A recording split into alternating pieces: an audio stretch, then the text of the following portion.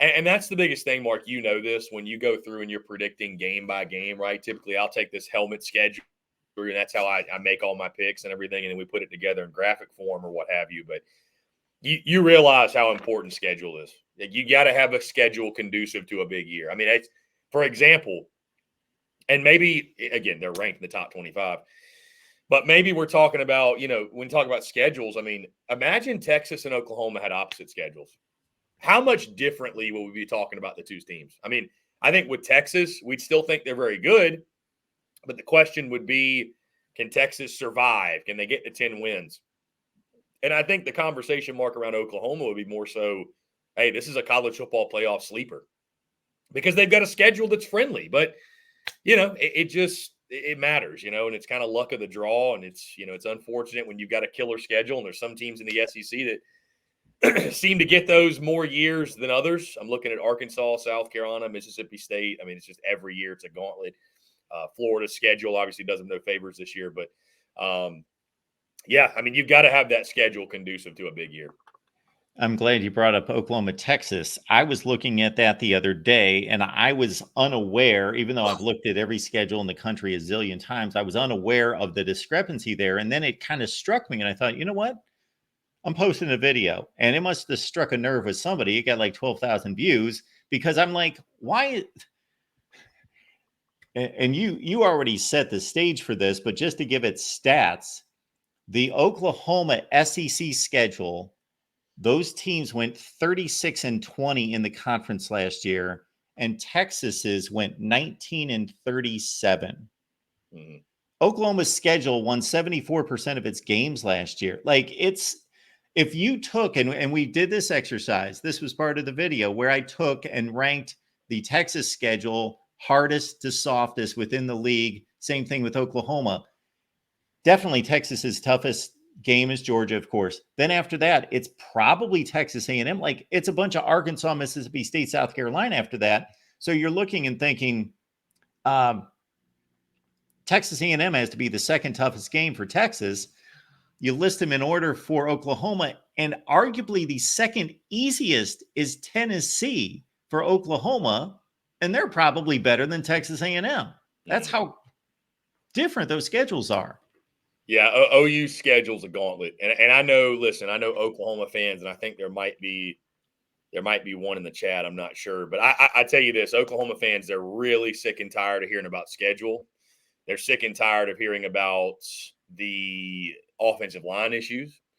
They're tired of hearing about quarterback issues. They're tired of people saying they're going to go 6-6 or 7-5. Like, I've learned, Mark, I've learned a lot, obviously, over the last 8 months or so since SEC Unfiltered launched, interacting with these different fan bases and what have you.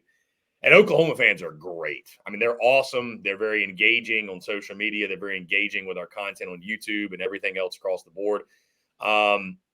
Picking Oklahoma football to go 7-5 is like an insult. It's like blasphemous in Norman. I mean, you talk to them, they really believe they're going 9-3 this year. They really believe Oklahoma is going to be a college football playoff contender. I mean, they really, and I respect it and I get it because all Oklahoma football's ever done is win. That's all they've ever done. And I get that. It's a new era. It's a new era.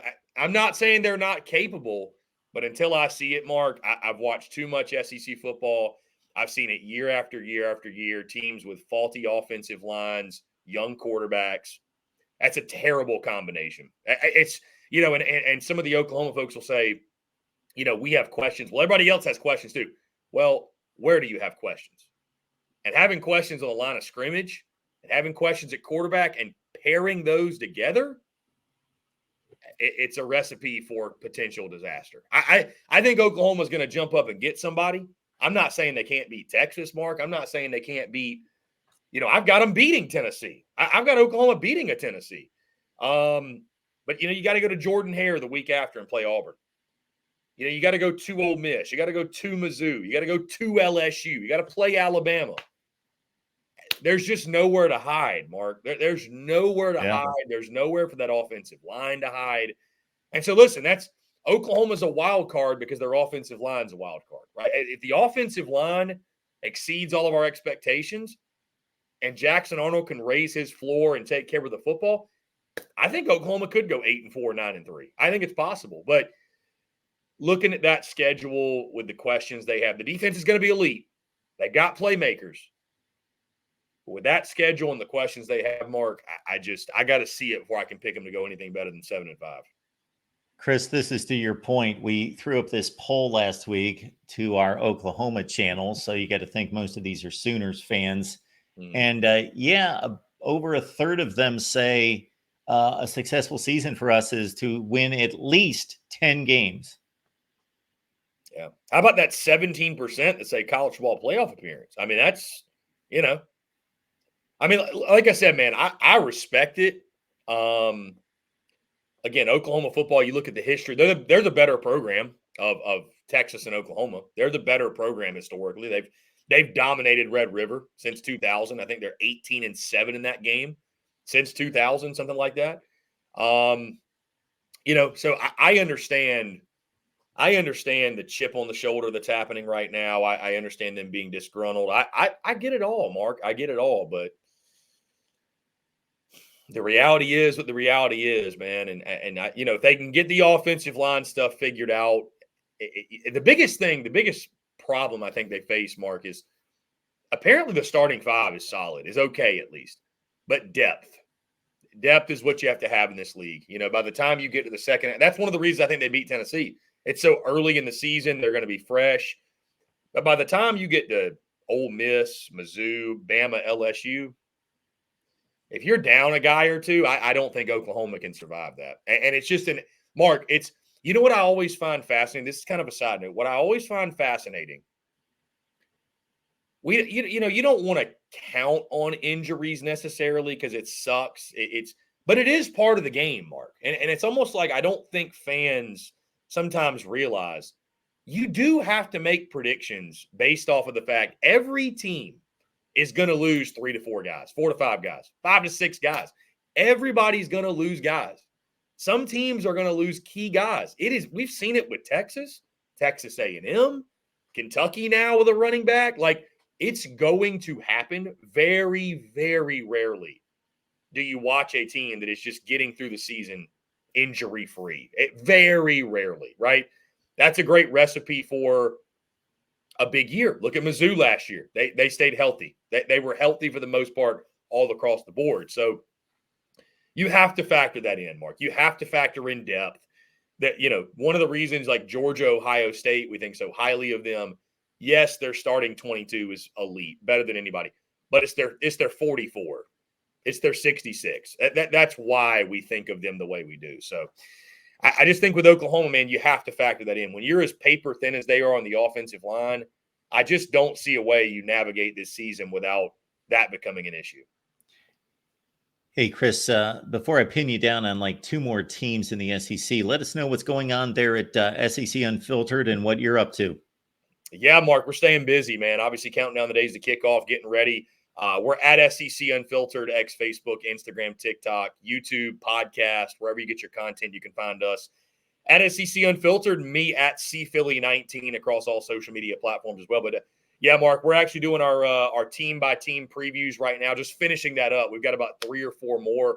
And then beginning Thursday over at SEC Unfiltered, again, YouTube podcast, game previews. We are previewing games starting this Thursday. Every single game of week 1, Mark, we're going to preview. So Thursday, you can expect previews for Mizzou, Murray State, and Arkansas Pine Bluff, which are the first 2 games. Friday, we'll have Oklahoma Temple and then another game. The entire following week, we're going to be dropping 2 per day, and then that'll take us into Monday of game week. We'll probably on that Monday drop A&M Notre Dame and LSU USC, and we'll be off and running. So it's here, Mark. We made it, and everything. By the way, we've also got tons of other content dropping between that.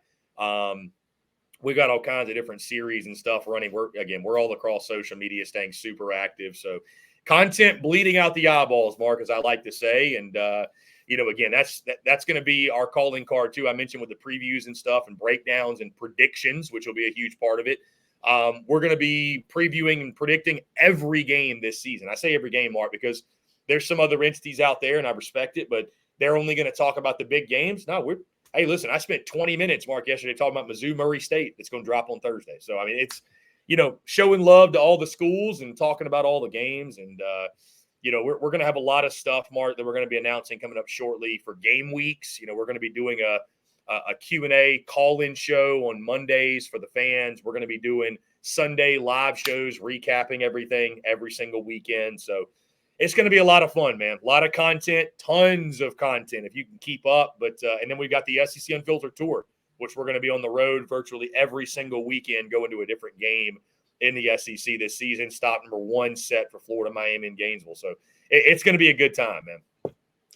Folks, you get the information of where you need to find those destinations to track Chris and SEC Unfiltered right there on the banner.